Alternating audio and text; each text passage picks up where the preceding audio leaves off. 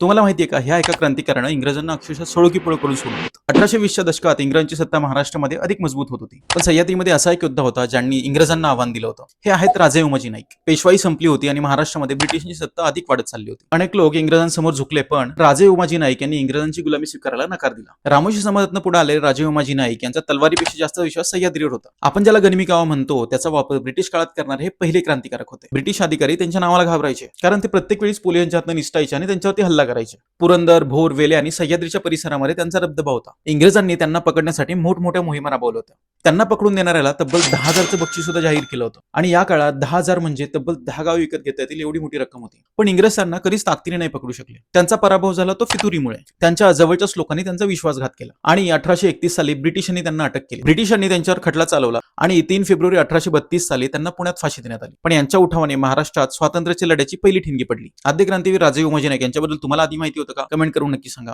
आणि असेच व्हिडिओ पाहण्यासाठी फॉलो करा.